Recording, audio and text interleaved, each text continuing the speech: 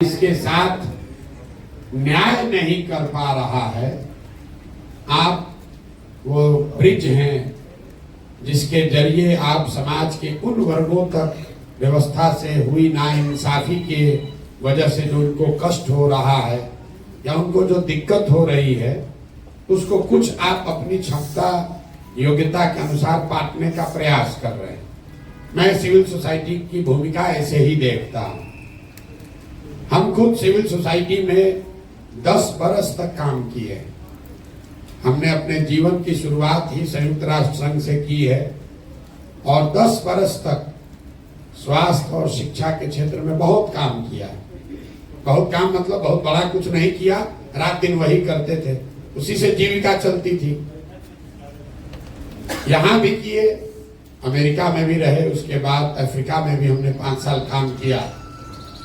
तो पीछे एक जो सज्जन उठकर बोल रहे थे और आप लोग सब टॉलरेंस की बात करने वाले लोग, देखिए कथनी और करनी में कितना फर्क है।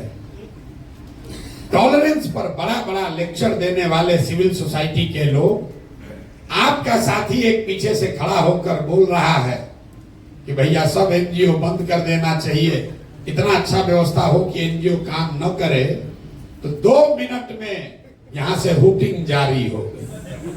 आप अंदाजा लगाइए कि जो सत्ता में बैठता है उसका दिमाग क्यों खराब हो जाता है, क्योंकि टॉलरेंस जितना आप भी वहां सत्ता में बैठिएगा कुर्सी पर, आपको भी किसी का दूसरा मत सुनने का दम नहीं। आप वही सुनना चाहते हैं जो आप सुनना चाहते हैं। दूसरे पर दोष देना बहुत आसान है। भाई साहब ने कहा कि मैं बहुत अपमानित फील कर रहा हूं कि 2 घंटा आप लेट आए हैं। बात तो ठीक है, मुझे क्षमा मांगना चाहिए। 1 बजे की बात हुई थी, हम 1 बजे से यही बैठे हुए हैं, बगल में बैठक चल रही है। आप लोग के भी जुटने में समय लगा, फिर मुझे लगा कि 2 बज गया है तो आपको खाना खा लेना चाहिए। आप 2 घंटे इंतजार कर रहे हैं, आपको अपमानित जरूर लगा होगा, लेकिन आप दशकों से एक अपने बच्चों के लिए अच्छी व्यवस्था बने उसका इंतजार कर रहे हैं, उसमें आपको कोई अपमान नहीं लग रहा, उसमें कोई अपमान नहीं लग रहा।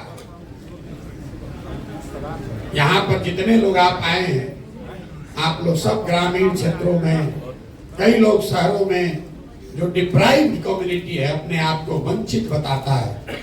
आपके जो लिखे हुए सवाल सब मैं पढ़ रहा था अभी, कि आप ये दावा करते हैं कि समाज में जो कमजोर है, वंचित है, पीछे छूट गया है, आप उसकी मदद के लिए काम कर रहे हैं। चाहे वो जमीन एक्विजिशन का मामला हो, किन्नरों का मामला हो, पढ़ाई हो, एजुकेशन है, आप दावा कर रहे हैं कि आप उसमें उनकी मदद करते हैं, उसके लिए काम कर रहे हैं। हम भी पिछले 2 बरस से गांव-गांव घूम रहे हैं। आप तो लोगों की मदद कर रहे हैं, हम मदद नहीं कर रहे हैं, लेकिन लोगों को जाकर देख सुन समझ रहे हैं।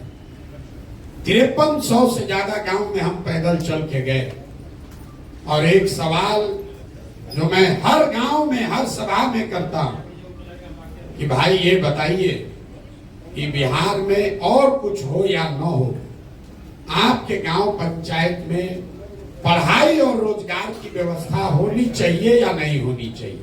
मैं आपको बिहार के समाज का अपना अनुभव बता रहा हूं। 100% लोगों ने, चाहे वो किसी जाति का हो, धर्म का हो, पढ़ा लिखा हो, अनपढ़ हो, गरीब है, अमीर है, हिंदू है, मुसलमान है, महिला पुरुष, सब लोग हाथ उठाकर कहते हैं कि न भैया और कुछ हो चाहे नहीं हो, पढ़ाई रोजगार तो निश्चित तौर पर होना चाहिए। मैं 2 बरस पैदल चलने के बाद ये आपको दावे के साथ कह सकता हूं कि बिहार में कोई ऐसा गांव नहीं है जहां सारी चर्चा के बाद लोगों को अगर विकल्प दिया जाता है कि बताओ 1-2 काम जो होना चाहिए वो क्या होना चाहिए, लोग कहते हैं रोजगार, पढ़ाई होना चाहिए। उसके लिए प्रशांत किशोर और किसी एनजीओ की जरूरत नहीं है, लेकिन उसको ये मालूम नहीं है कि जवाब देने के बाद दूसरा सवाल क्या होगा।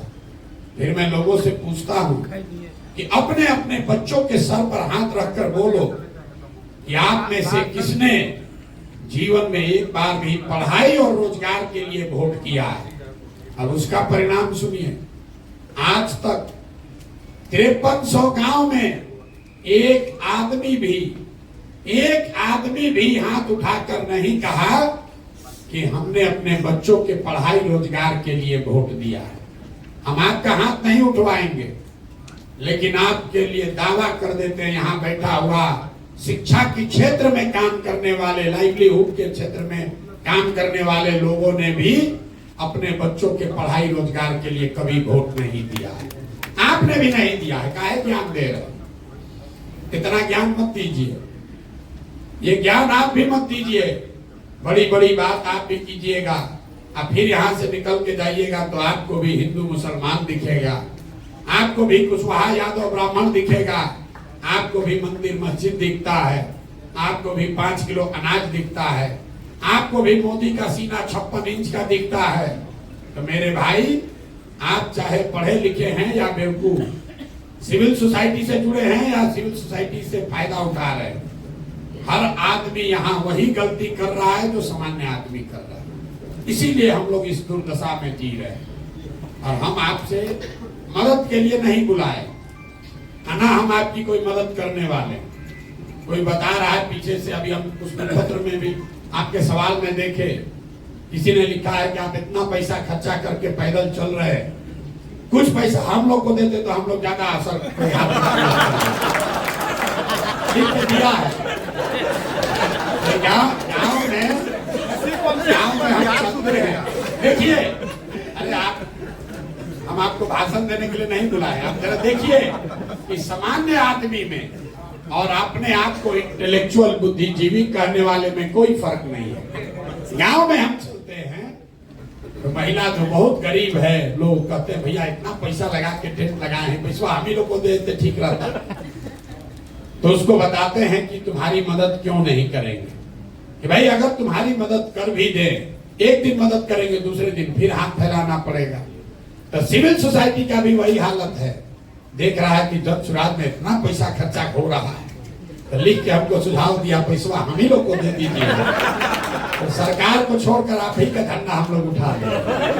तो मेरे भाई, आपको पैसा देने के लिए नहीं बुलाए हैं, हम वो व्यवस्था बनाना चाहते हैं जहां आपको अपनी योग्यता, काबिलियत और समाज की जरूरत के हिसाब से संसाधन और प्रशिक्षण दोनों चीज मिले, ताकि आप समाज के कुछ लोगों का भला कर सके, समाज में सरकार के साथ मिलकर कुछ कर सके, सरकार और आपका आपस में वैमनस्यता न हो। इसलिए नहीं आप एजुकेशन में काम कर रहे हैं क्योंकि एजुकेशन व्यवस्था खराब है। ये वो बात लड़का जो कह रहा था पीछे, वो ठीक है, कहने का उनका तरीका अलग है। होना तो यही चाहिए कि पढ़ाई हो रही हो, और सिविल सोसाइटी की भूमिका ये है कि गुणवत्ता में और बेहतर सुधार करने में आप काम करें, न कि स्कूल में किताब बांटने के लिए काम करें। तो लड़के की भावना में कोई कमी नहीं है। सारा एनजीओ वाला कहा करते हमारा धंधे बंद कराने का बात हम लोग रोजगार की बात कर रहे, तो हम लोग तो सबको बेरोजगार करने का बात कर रहा है। नहीं, उनका कहने का मतलब ये है कि अगर समाज की, सरकार की जो बेसिक जिम्मेवारी है, अगर सरकार वो पूरा करे तो उसके आगे की जो सीढ़ी है उस पर आपका योगदान होना चाहिए। लेकिन जो भी हो, बिहार की जो स्थिति दुर्दशा है उससे आप और हम वाकिफ हैं। भाई साहब कह रहे हैं कि सीमांचल में बड़ा हालत खराब है, तो आप हमको बताइए मिथिलांचल में कौन बढ़िया है, चंपारण छपरा में कौन बढ़िया है कि सीमांचल का चिंता कर ले। हम पैदल चलते हैं, हर आदमी यही कहता है भैया पूरा बिहार बहुत गरीब है, पूरा बिहार में मधुबनी सबसे गरीब है, मधुबनी में बिस्फी सबसे गरीब है। फिर वहां से दरभंगा गए तो कहता भैया पूरा बिहार में बहुत परेशानी है, लेकिन सबसे ज्यादा परेशानी दरभंगा में है, दरभंगा में भी सबसे ज्यादा परेशानी केवटी में है। जो जहां रह रहा उसको लग रहा भैया हम ही परेशान हैं, हम ही दबे हुए। हम आपको बता रहे पूरा बिहार इतनी दुर्दशा में जी रहा है। यहाँ प्रति व्यक्ति आय है 35,000 रुपया, 35,000 रुपया प्रति व्यक्ति आय। पटना और बेगूसराय 2 जिला को हटा दीजिएगा तो प्रति व्यक्ति आय है 25,000 रुपया। साल में उसमें धनी गरीब किसान व्यापारी सब शामिल है। 100 में 80 आदमी आज भी दिन में 100 रुपया 100 रुपया नहीं कमा रहा है। पढ़े लिखे लोग भी हमको पूछते हैं, ए भैया ऐसे कैसे संभव है कि 100 रुपया नहीं कमा रहा है, यहाँ तो मजदूरी 300 रुपया हो गया।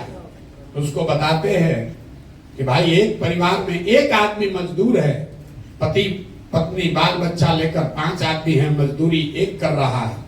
अगर 300 रुपया भी मिला तो दिन में उसको 60 रुपया हुआ, और 30 दिन उसको मजदूरी नहीं मिल रही है, मजदूरी मिली 15 दिन, तो प्रति व्यक्ति कितना हुआ 30 रुपया। 100 में 80 आदमी बिहार में 100 रुपया भी प्रतिदिन नहीं कमा रहा है। और हम लोग बात कर रहे हैं कि मिथिलांचल ज्यादा खराब है कि सीमांचल ज्यादा खराब है। भैया पूरा बिहार ही खराब है, इसलिए एक नए प्रयास की जरूरत है।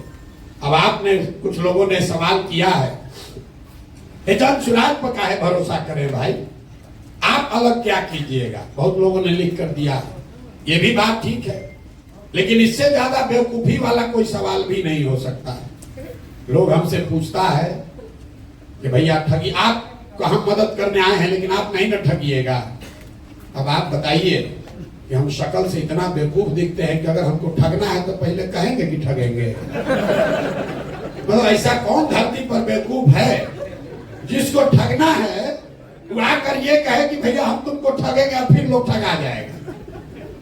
जो हिंदी में शब्द है विश्वासघात, पहले विश्वास है फिर घात है। अगर आप विश्वास करोगे तभी तो घात होगा। रोड पर चलने वाला आदमी आप पर घात नहीं कर सकता। तो ये सवाल ही बेमानी है कि आप पर कैसे भरोसा करें, करें कि न करें। लेकिन आपके पास भरोसा करने के अलावा चारा है कि नहीं, ये जरूर पूछना चाहिए। मान लीजिए कि किसी को आप जानते हैं जिसको ला इलाज बीमारी हो गई, 2-4-5 बरिस से उसका इलाज चल रहा है, उसमें सुधार नहीं हो रहा, अंग्रेजी में उसको हम लोग कहते हैं पैलिएटिव केयर, मतलब रोग खत्म नहीं होगा, आपका जीवन ठीक ठाक चलता रहे, इसके लिए ट्रीटमेंट होता है। डॉक्टर साहब से जाकर आप पूछ रहे हैं, अरे भाई ये तो सुधारिए नहीं रहा, डॉक्टर ने कह दिया इलाज बीमारी है, इस पर अब कोई दवा काम नहीं करेगा। फिर एक दिन आप डॉक्टर साहब के पास पहुंचे, किसी ने बताया, डॉक्टर साहब ने, कि देखो एक दवा आया है नया, अभी ट्रायल में चल रहा है, हम गारंटी नहीं दे रहे, लेकिन अगर आप अनुमति दोगे तो ट्राई करके देखते हैं, 50% सफलता मिल भी सकता है, नहीं भी मिल सकता है। तब आप लोग सोच के बताइए कि एक दवा है जो एक्सपायर दवा है, और एक दवा है जो कि अभी ट्रायल में नया आया है। एक तो मालूम है कि एक्सपायर दवा है, उससे तो कुछ होगा नहीं, खत्म हो गया कहानी।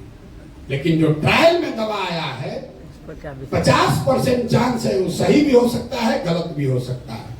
तो आप सारे बुद्धिजीवी लोग मिलकर क्या निर्णय लेंगे कि भैया चलो कम से कम 50% तो चांस है, तो जब सुराज वही 50% चांस है, क्योंकि जो यहाँ पहले से व्यवस्था है वो तो पूरा एक्सपायर है।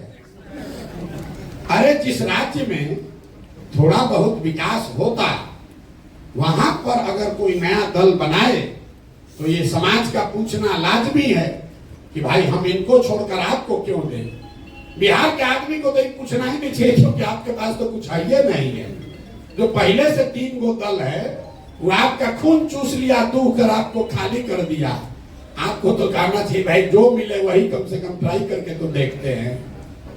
तो जन सुराज हम आपको ये गारंटी नहीं दे सकते हैं कि हम ही सही हैं, लेकिन इतना जरूर बता सकते हैं कि जो पहले से यहाँ 3 गो दल चल रहा है, जो व्यवस्था है, उसके मुकाबले इसमें जरूर कुछ बेहतर की संभावना हो सकती है।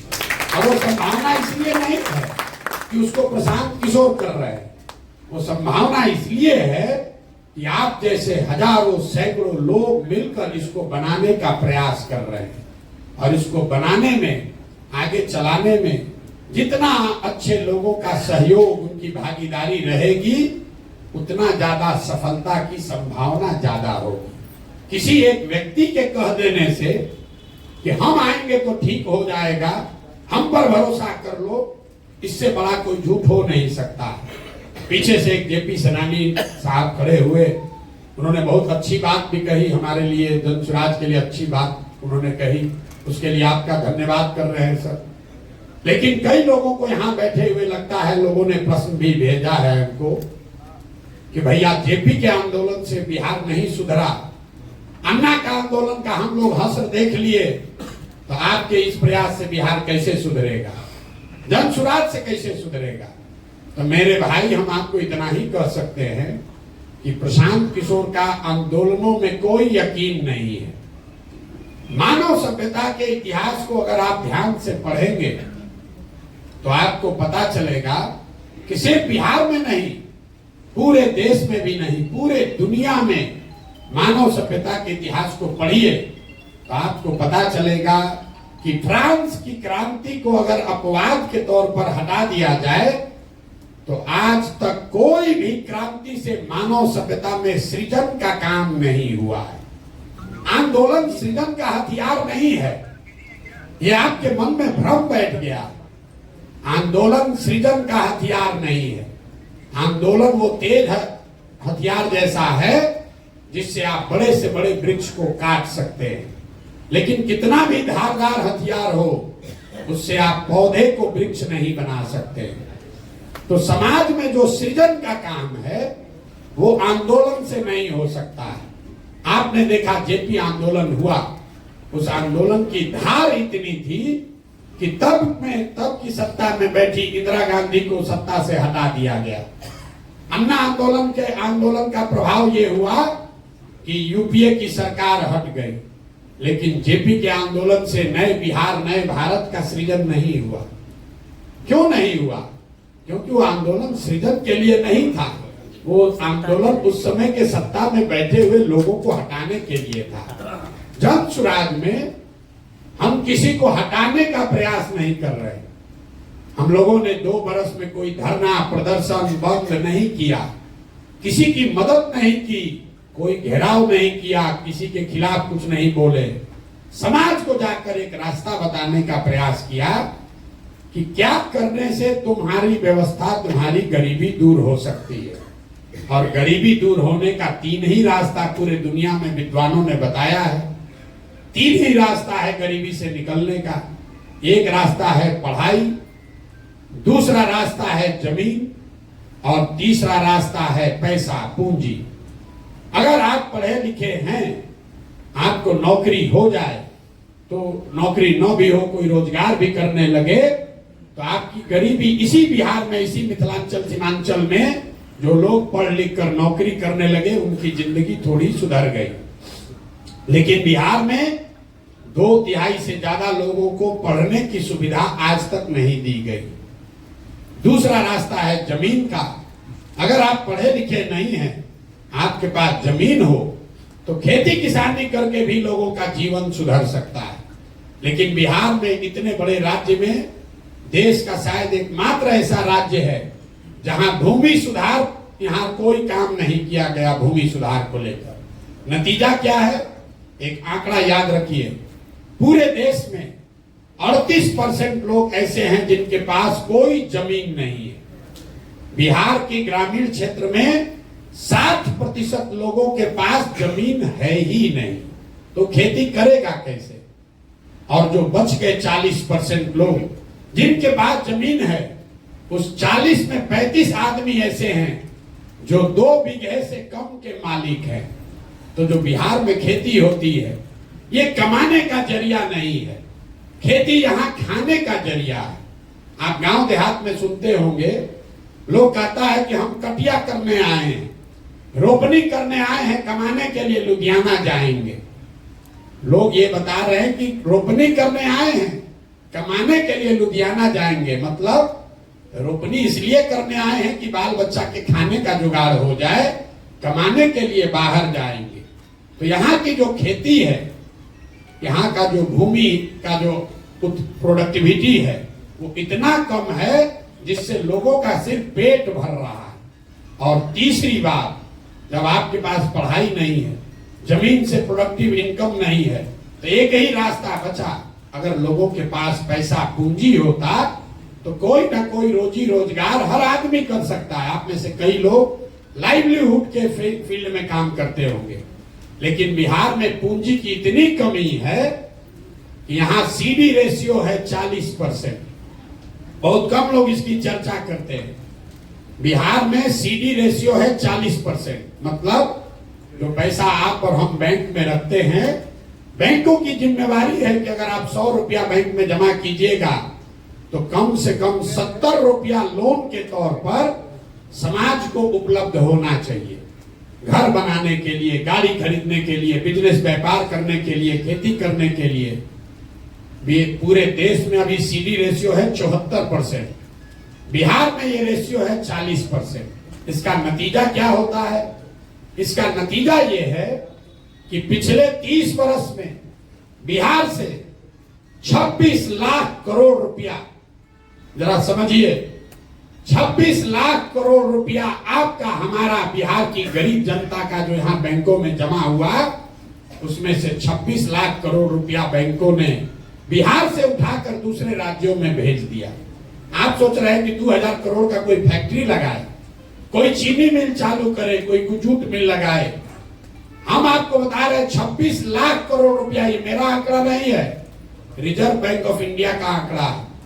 पिछले वर्ष यहाँ बिहार की गरीब जनता ने यहाँ के बैंकों में टोटल पैसा जमा किया 4,61,000 करोड़ रुपया, और 4,61,000 करोड़ में से 70% के हिसाब से कम 2,80,000 करोड़ रुपया बिहार के लोगों को मिलना चाहिए था, रोजी रोजगार के लिए, व्यापार के लिए, घर के लिए, गाड़ी के लिए। मिला कितना? 1,61,000, 1,61,000 करोड़। बाकी पैसा कहां गया? बाकी पैसा गया आंध्र प्रदेश, गुजरात, तमिलनाडु, केरल, कर्नाटक। वहां पर सीडी रेशियो कितना है? वहां पर सीडी रेशियो है 90, 95, 100, 105। अगर आंध्रा में बैंकों में 100 रुपया जमा हुआ तो आंध्रा के लोगों को 105 रुपया कर्ज मिला। बिहार के लोगों ने 100 रुपया जमा किया तो हमको, आपको 40 रुपया मिला। आप अंदाजा लगाइए, बोलचाल की भाषा में समझिए, कहता है सीडी रेशियो क्या होता है। अगर आप जितने लोग आए हैं सबके पास मोटरसाइकिल, कार होगा, लेकिन अगर बैंक से आपको गाड़ी, मोटरसाइकिल के लिए लोन न मिले तो 90% आदमी गाड़ी, मोटरसाइकिल नहीं खरीद पाएगा। सबका लोन से ही आप मोटरसाइकिल खरीदे होंगे। वो पूंजी की उपलब्धता है कि आपके पास मोटरसाइकिल का ओनरशिप बढ़ा। जब पहले मोटरसाइकिल के लिए लोन नहीं मिलता था, गांव में 4 गो 5 गो मोटरसाइकिल था, अब हर महीने 1500 रुपया दीजिएगा, मोटरसाइकिल मिल जाता है। तो लोन की उपलब्धता, पूंजी की उपलब्धता से लोगों की लाइवलीहुड बढ़ी, उनकी मोबिलिटी बढ़ी। आप अंदाजा लगाइए, अगर 2.5 लाख करोड़ रुपया हर साल एक्स्ट्रा मिलने लगता तो कितने लोग अपना घर बड़ा बनाते, कितने लोग नई गाड़ियां खरीदते, कितने लोग नया रोजी रोजगार करते। यहाँ बहुत लोग अनुभवी बैठे हुए हैं। हम लोग के पिताजी के टाइम में जब घर बनता था, साल भर आप काम कीजिए, पैसा बचाइए, उसके बाद आदमी 2 गो कमरा बनाता है, फिर बेटा का ब्याह लगा करता है, इस पर पैसा जुगाड़े हैं, लिंटर करेंगे। लेकिन वही HDFC, स्टेट बैंक अगर आपको 20 लाख रुपया लोन दे दे तो आप पूरा घर बना लेते हैं और फिर EMI से पैसा वापस करते हैं। ये पूंजी की ताकत है। बिहार में गरीबी का मुख्य कारण यह है कि यहाँ गरीबी से निकलने के तीनों रास्ते जो आपके काम से जुड़ा हुआ है, शिक्षा, जमीन और पूंजी, इस तीनों की उपलब्धता नहीं होने की वजह से लोग गरीब हैं। और लोगों को लग रहा है सरकारी नौकरी, लोग यहाँ देखिए बहस क्या चल रहा है कि 10 लाख नौकरी देगा कि नहीं देगा। आपको एक और आंकड़ा दे रहे हैं, पूरे बिहार में चपरासी से लेकर, आप लोग एनजीओ सेक्टर में काम करते हैं, आप लोग की भी इच्छा है सरकारी नौकरी मिल जाता तो बढ़िया होता। पूरे बिहार में 75 साल में चपरासी से लेकर मुख्य सचिव तक जितने लोग सरकारी नौकरी में हैं, सबकी संख्या जोड़िएगा तो वो संख्या है 23 लाख लोग। 1.97% लोग ही सरकारी नौकरियों में हैं। ध्यान रखिए, पूरे बिहार की आबादी है 13 करोड़, 1.972% से कम लोग सरकारी नौकरियों में हैं। लेकिन पूरा समाज सरकारी नौकरी के पीछे पड़कर अपना जीवन बर्बाद कर रहा है। आप जाइए मुसल्लापुर घाट में, यहाँ एक क्लास में 3-3, 4-4 हजार लड़के कोचिंग कर रहे हैं। रेलवे में कोई क्लर्क बनने के लिए, बैंक में जाने के लिए। आप भी अपने बच्चों को भेज रहे, लोग अपना जमीन बेच के ट्यूशन कोचिंग करा रहा है। उसमें से 2-4 को नौकरी मिलता है और 100 में 97 आदमी अपना 3-4 बरस घर का आटा गीला करके वापस जाता है बेरोजगार बन के। नौकरी, सरकारी नौकरी यहां से गरीबी का हटाने का उपाय नहीं है। गरीबी हटानी है तो 3 बातें सुधारनी है। 15 बरस से कम उम्र के बच्चों के लिए इतनी अच्छी पढ़ाई की व्यवस्था हो कि वो आदमी, वो बच्चा बड़ा होकर व्यवस्था पर बोझ न बने। हम लोग यहीं पढ़े हैं सरकारी स्कूल में, अच्छा पढ़ लिख गए, तो हमको नहीं मतलब है कि बिहार सरकार 400 रुपया पेंशन देता है, आयुष्मान का कार्ड बांट रहा है कि नहीं बांट रहा है, कि उसका इंदिरा आवास मिल रहा है कि नहीं मिल रहा है। हम व्यवस्था पर बोझ नहीं है, जो कमाते हैं उस पर टैक्स देते हैं, व्यवस्था को मजबूत करने में अपना कुछ न कुछ योगदान कर रहे हैं। अगर इनकम टैक्स नहीं भी दे रहे हैं तो आप बड़े कंज्यूमर हैं, 20,000 30,000 रुपया कमाते हैं, खर्चा करते हैं, तो जो चीज आप खरीद रहे हैं उस पर जीएसटी लग रहा है 18%, 20%, तो समाज के प्रति आपका योगदान है। लेकिन वही आप कुछ नहीं अगर किए, पढ़ाई लिखाई नहीं किए, तो व्यवस्था से मांग रहे हैं 5 किलो अनाज, व्यवस्था से मांग रहे हैं 400 रुपया पेंशन, व्यवस्था से मांग रहे हैं इंदिरा आवास, आयुष्मान कार्ड। तो जन स्वराज की पहली सोच है कि सबसे पहले 15 साल से कम उम्र के बच्चों को पढ़ाने की इतनी अच्छी व्यवस्था बनाई जाए कि वो आगे व्यवस्था पर बोझ ना बने। दूसरा पिलर ये है कि 15 साल से 55 साल के उम्र के लोग जिनको अब वापस पढ़ाया नहीं जा सकता है, लेकिन उनके पास कुछ न कुछ काम करने की क्षमता, स्किल है, अच्छा है खराब है लेकिन कुछ न कुछ क्षमता है, उन लोगों के हाथ में पूंजी दिया जाए ताकि वो मजदूरी से निकलकर कुछ न कुछ छोटा मोटा व्यवसायी बन पाए। और तीसरा प्रयास ये है, तीसरा पिलर ये है कि 60 वर्ष से ज्यादा उम्र के लोगों को कम से कम 2,000 रुपया पेंशन जरूर दिया जाए ताकि वो एक डिग्निफाइड लाइफ जी सके। अब तीनों का आप समझिए। बहुत आदमी कहता है तो ऐसे भाषण दे दिए, कैसे होगा? अगर 60 साल से ज्यादा उम्र के हर व्यक्ति, महिला पुरुष को 2,000 रुपया मासिक पेंशन देना है तो बिहार सरकार को अभी जो पैसा खर्च हो रहा है उसके ऊपर 6 से 8,000 करोड़ रुपया साल का लगेगा। बिहार सरकार का टोटल बजट पिछले साल का है 2,46,000 करोड़। तो अगर 6,000 करोड़ रुपया उसमें से निकाला जाए एक्स्ट्रा, तो 60 वर्ष से ज्यादा उम्र के हर महिला को, हर पुरुष को कम से कम 2,000 रुपया मिलने लगेगा। और उसका कोई नुकसान भी नहीं है, क्योंकि ये वो लोग हैं जो 2,000 रुपया लेके बैंक में नहीं रखेगा। आंकड़े बताते हैं, आप सिविल सोसाइटी में अगर काम करते हैं, जो सबसे गरीब आदमी है वो 90% से ज्यादा पैसा कंज्यूम करता है, खर्च करता है खाने पर, रहने पर। तो जो सरकार ये पैसा देगी, इससे वो आदमी बेहतर खाना खाएगा, वो आदमी अपने लिए कपड़ा खरीदेगा, तो एक बड़ा पोर्शन इसका लौट कर फिर सरकार के पास आना है। दूसरा, मैंने जो बताया कि इतनी बड़ी जनसंख्या को पूंजी कैसे दीजिएगा? अगर यहां पर सिर्फ सीडी रेशियो को सुधार दिया जाए, आप कहिएगा कैसे सुधरेगा? ऐसा नहीं है कि बैंकों की मनमानी है कि जितना मन होगा लोन देंगे, नहीं देंगे।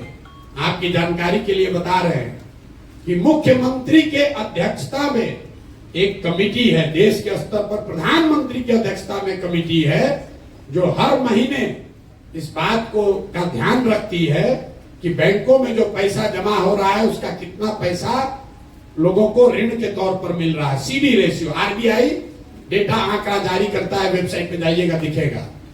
बिहार में भी एक व्यवस्था है जहां मुख्यमंत्री की अध्यक्षता में सारे बैंकों के हेड बैठते हैं कि कितना पैसा लोन के तौर पर दिया गया। लेकिन जैसे बिहार में शिक्षक मुख्यमंत्री की बात नहीं मान रहा है, पुलिस वाला नहीं मान रहा है, डॉक्टर पदाधिकारी सीओ वीडियो नहीं मान रहा है, वैसे बैंक वाला भी उसका बात नहीं मान रहा है। लेकिन अगर सरकार की नीयत ठीक हो तो सीडी रेशियो को 3 से 6 महीने में ठीक किया जा सकता है। तो जो जन स्वराज हम लोग जाकर गांव गांव कह रहे हैं कि साल भर के अंदर यहाँ से सारे बेरोजगार लोगों को 10-12 हजार रुपए का रोजगार दिया जा सकता है। उसका आधार सीडी रेशियो को सुधारना है ताकि यहाँ पर लोगों को रोजी रोजगार मिल सके। अब इसका एक आप प्रैक्टिकल उदाहरण समझिए। गांव में मान लीजिए आपको बाल काटने आता है, बाल काटने आता है, आपके पास 20,000 रुपया है, आपने 5 साल 7 साल मेहनत किया, किसी सैलून में काम किया, 20,000 रुपया बचाए। अब आपकी इच्छा हुई कि हम एक सैलून खोलें, सैलून खोलेंगे, उसमें 4 आदमी को नौकरी भी देंगे, अपना परिवार भी चलाएंगे। सैलून खोलने जब आप गए अपने शहर में तो पता चला, अपने चट्टी गांव टाउन जो भी कह लीजिए बाजार में, तो पता चला कि यहाँ तो 1 लाख रुपया लगेगा तब सैलून खुल पाएगा। तो आप नेचुरल आपका प्रयास है कि आप बैंक में जाइए ताकि 80,000 रुपया आपको मिले और आप 1 लाख में सैलून खोल लीजिए। 80,000 को सैलून चलाकर धीरे धीरे वापस कीजिएगा। जब बिहार में पूंजी उपलब्ध नहीं होता है तो आदमी क्या करता है, बाल काटने उसको आ रहा है लेकिन पूंजी नहीं हुआ, अब बचा उसके पास अपना 20,000, तो उस 20,000 को खर्च कैसे करता है? वो 5,000 रुपया 4,000 रुपया खर्चा करता है, किसी नौकरी के दलाल को देता है कि बॉम्बे में दिल्ली में किसी सैलून में हमको नौकरी दिलवा दो। फिर 2,000-2,500 रुपया में ट्रेन का बस का टिकट खरीदता है ब्लैक में कि हम लगा कर बोरा की तरह कम से कम दिल्ली बॉम्बे पहुंचे।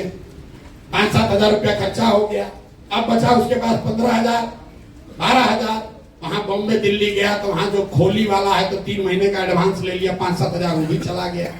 1-2 हजार रुपया का जो बर्तन बासन है उसमें खर्चा हो गया। तो आप देखिए पूंजी की महत्ता।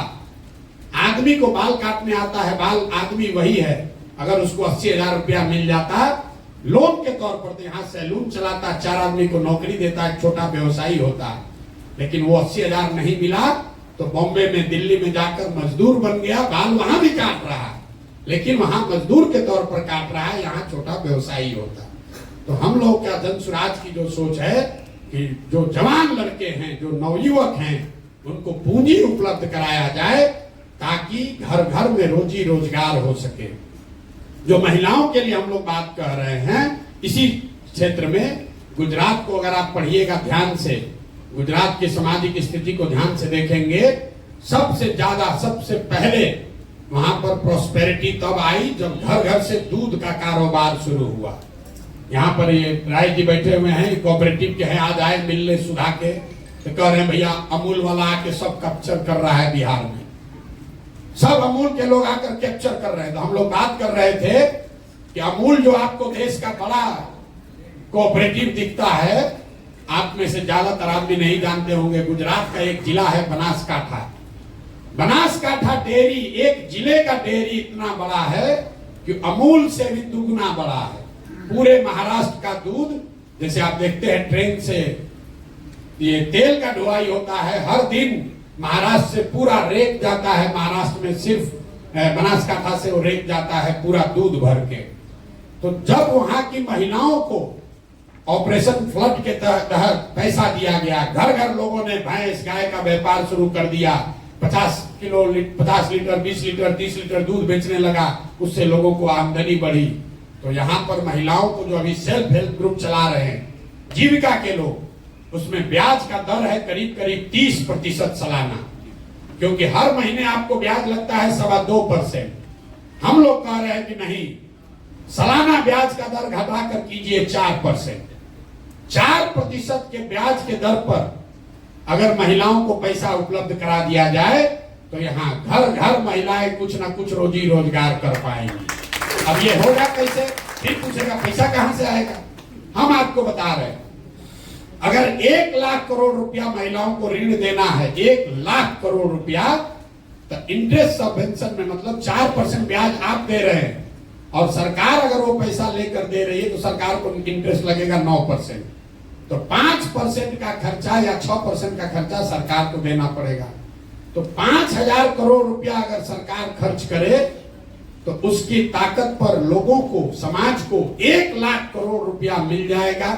और 1 लाख करोड़ का लोग अगर रोजी रोजगार करेगा तो उससे घर घर उसकी आमदनी बढ़ेगी, उससे रोजगार मिलेगा। ये सोच है हम लोगों की। तो ये जब तक ये तीनों काम नहीं होगा, शिक्षा, पूंजी और जमीन के प्रोडक्टिविटी के लिए जो हम लोग कह रहे हैं, बिहार में 1/3 जमीन उसका मालिकाना हक डिस्प्यूटेड है। अगर आप लोग गांव देहात में काम करने का अपने अनुभव का दावा करते हैं तो आपको मालूम होगा 1/3 FIR जमीन के विवाद से जुड़ा हुआ। जमीन का मालिकाना हक लोगों को पता नहीं है। अभी सरकार ने जो सर्वे अभियान शुरू किया है, ये समझिए कि घाव है उसको उखाड़ के और खराब करने का काम है। पूरे समाज में हमने पहले आदमी हम हैं जिसने कहा कि इससे पूरे समाज में घर घर में झगड़ा लगेगा, भ्रष्टाचार बहुत आगे बढ़ जाएगा। अब देखिए अभी 1 महीना हुआ है, लोग बाप बाप चिल्ला रहे हैं, और 2-3 महीना आते आते आप देखिएगा ये लैंड सर्वे को रुक जाना है। अगर नहीं रुका तो गोली बंदूक चलेगा, घर घर में आपस में लड़ाई होगा। नीतीश कुमार बिना सोचे समझे, बिना तैयारी के सर्वे करा रहा। बिहार में भूमि सुधार अगर लागू करना है तो उसके लिए 5 वर्ष का समय चाहिए, और जो काम अंग्रेजों ने के समय में किया गया था, जब तक यहाँ के जमीन को पुनः फ्रेश फिर से उसकी मापी नहीं होगी, फिर से उसका मालिकाना हक नहीं तय किया जाएगा, तब तक ये वंशावली बनाकर और NOC लेकर आप बिहार में भूमि की परेशानी को दूर नहीं कर सकते हैं। इससे समस्या और बढ़ेगी। हम लोग का जो पूरा प्रयास है, शिक्षा 15 साल से कम उम्र के बच्चों को इतनी अच्छी शिक्षा दी जाए कि वो व्यवस्था पर बोझ न बने। युवा जिसको पूंजी उपलब्ध कराया जाए ताकि वो अपने लिए रोजी रोजगार कर सके, और बूढ़े लोगों को हर हालत में कुछ सम्मानजनक जिंदगी जीने भर का मदद किया जाए। ये जन सुराज की सोच है। अब आप लोगों ने कुछ अपना ऐसा सुझाव नहीं दिया। पीछे से कोई एक लैंड एक्विजिशन को लेकर बोला है। लैंड एक्विजिशन को लेकर जो परेशानी यहाँ आ रही है, चौसा का बिंदु है, या आज हमें किसी ने नालंदा राजगीर की भी बात बताई है, जो एयरपोर्ट के लिए जमीन लिया गया है। इसमें जो कानून है, भूमि अधिग्रहण कानून बिल्कुल ठीक है कि जो मार्केट का रेट है उससे 4 गुना मिलना है। दिक्कत यह है, ऑपरेशनल दिक्कत, यहाँ जमीन पर भूमि अधिग्रहण किया गया 10 वर्ष पहले और उसका सेटलमेंट हो रहा है आज। तो विवाद लोगों को ये नहीं है कि हम जमीन देंगे कि नहीं देंगे। विवाद ये है कि जमीन का दाम 10 वर्ष पहले वाला देखकर 4 गुना किया जाए कि आज के भाव का 4 गुना किया जाए। सरकार का ये कहना है कि भाई अधिग्रहण तो 10 वर्ष पहले हो गया, प्रोजेक्ट पास हुआ 10 वर्ष पहले, बजट पैसा आया 10 वर्ष पहले के हिसाब से, आज मुआवजा बट रहा है। तो लोग जब बट रहा है तो कह रहा है कि आज के हिसाब से दो, और सरकार क्या कह रही है कि हम तो 10 वर्ष पहले के हिसाब से बजट किए हुए हैं, तो हम तुमको आज के हिसाब से कैसे देंगे। तो ये प्योरली ऑपरेशनल दिक्कत है, ये नीतिगत मामला नहीं है। देश में भूमि अधिग्रहण को लेकर कानून बना हुआ है। मोदी सरकार ने 3 बार उसको हटाने का प्रयास किया, वापस नहीं हटा पाए। वो कानून बना हुआ है कि आज के मार्केट रेट से 4 गुना आपको पैसा मिलना चाहिए, लेकिन जिस दिन जमीन का अधिग्रहण हुआ उस दिन के मार्केट प्राइस से, 20 वर्ष के बाद का नहीं। तो इसमें कुछ जो जमीन जिनका है उनका भी गलती है। जब जमीन मिला, जब अधिग्रहण हुआ तब पैसा लिया नहीं, सोचता बढ़ेगा तब लूंगा। फिर 5 वर्ष के बाद आके सरकार ले रहा है तो कह रहा है जिस दिन आपको अधिग्रहण की सूचना जारी हुई है उसी डेट के हिसाब से पैसा मिलेगा। और आप चाह रहे हैं कि अब आज हम उस पर साइन दे रहे हैं, कंसेंट कर रहे हैं, तो आज हमको पैसा मिले। तो ये इसमें ऑपरेशनल दिक्कत है, ये नीतिगत मामला नहीं है। बाकी और कोई सुझाव आपका विशेष हमने देखा नहीं। जन सुराज को लेकर आपने जो सवाल किए हैं, तो किसी ने ठीक कहा, जन सुराज पर जितने भी तरह के सवाल हैं उस सवाल का जवाब तो हम लोग हर दिन दे ही रहे हैं गांव गांव जाकर। आपकी क्या भूमिका होनी चाहिए, आपकी भूमिका क्या होनी चाहिए, उसके लिए मैं अक्सर एक ग्रीस के बहुत बड़े दार्शनिक हैं प्लेटो, उनका एक कोट बताता हूं। प्लेटो ने बहुत सैकड़ों साल पहले कहा, if you do not participate in democracy be ready to be ruled by your inferiors. मतलब अगर आप राजनीति में भागीदार नहीं बनिएगा तो इस बात के लिए तैयार रहिए कि कोई मूर्ख आदमी राजा बनकर आप पर शासन करेगा। तो आप लोग जो सिविल सोसाइटी के पढ़े लिखे प्रबुद्ध लोग हैं, हम ये नहीं कह रहे हैं कि आप एनजीओ छोड़कर, सिविल सोसाइटी छोड़कर राजनीति में आ जाइए, लेकिन राजनीतिक और सामाजिक सरोकार से अपने आप को अगर आप हटा लीजिएगा तो समाज में जो गलत लोग हैं, जो लंपट है, बदमाश है, माफिया है वही आपका राजा बनकर आप पर शासन करेगा। फिर आप चाहे जितना डेमोन्स्ट्रेशन करते रहिए, जितना बार जाकर ज्ञापन दीजिए, बालू माफिया अगर शिक्षा मंत्री है तो वो शिक्षा के क्षेत्र में काम करने वाले एनजीओ से बात नहीं करेगा। उसको तो बालू से कमाने से फुर्सत होगा तब ना आपसे बात करेगा। अगर शराब माफिया स्वास्थ्य मंत्री हो जाएगा तो आप कितना भी ज्ञापन दे दीजिए, कितना आंकड़ा डेटा दे दीजिए, वो समझने वाला नहीं है। तो आपकी जिम्मेवारी ये है कि अपना काम करते हुए समाज को इस बात के लिए तैयार कीजिए कि भाई तुम अपने बच्चों के लिए वोट करो, अपने पढ़ाई रोजगार के लिए वोट करो। फिर मैं उसी आदमी की बात कहूंगा जो पीछे जिसके नाम पर आप लोग वोटिंग किए कि भैया हम एनजीओ चला रहे हैं, कितना दिन तुम्हारे बच्चा को पढ़ाएंगे। जब सरकार अच्छी बन जाएगी, अच्छा स्कूल होगा, तब सबके बच्चे अच्छा पढ़ेंगे। इसलिए अपने बच्चों के पढ़ाई के लिए वोट दो। बालू माफिया, शराब माफिया को वोट मत दो। जाति के नाम पर मत बिको।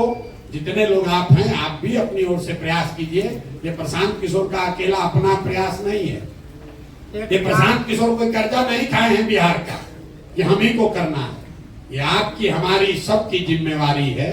मानवता का ये तकाजा है कि अगर आपका पेट भर जाए तो अपना पेट भरने के बाद अगर आपके पास कोई साधन, शक्ति, समय, व्यवस्था है तो जिसका पेट नहीं भरा है उसकी चिंता आप कीजिए। ये भी सिविल सोसाइटी का आपका मूल मंत्र है। अगर आप वो नहीं करते हैं तो बड़ी बड़ी बात कहने से कुछ नहीं होगा। कुछ ना कुछ योगदान कीजिए, थोड़ा कम कीजिए, ज्यादा कीजिए। पैसा और समय ये किसी के पास अपने जरूरत से ज्यादा नहीं है। अंबानी के पास भी पैसा उसके जरूरत से ज्यादा नहीं है, तभी तो रोज बिजनेस कर रहे हैं। तो ये समझना कि हमारा पास तो पैसा नहीं है, जब हो जाएगा तब करेंगे, हमारा पास तो समय नहीं है, जब समय रहेगा तब करेंगे। तो किसी के पास समय और पैसा ज्यादा नहीं होता है। आपको अपने जीवन में तय करना है कि जो हमारे पास है इसमें से कुछ न कुछ अपने समाज के लिए, अपने मिट्टी के लिए कुछ न कुछ हम अपना योगदान करेंगे।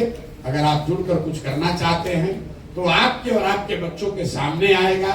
जो हम लोग हिंदू धर्म में भी कहते हैं, जो कुछ भी आप करते हैं वो आपके और आपके बच्चों को मिलना ही मिलना है, उससे कोई नहीं, उसके लिए किसी दलगत व्यवस्था की जरूरत नहीं है। भगवान में, ऊपर वाले में हम लोग का भरोसा है। आप अच्छा करेंगे तो आपके सामने, आपके बच्चों के सामने वो अच्छा बनकर आएगा ही आएगा। आप यहाँ बैठे हैं, हम यहाँ खड़े होकर भाषण दे रहे हैं।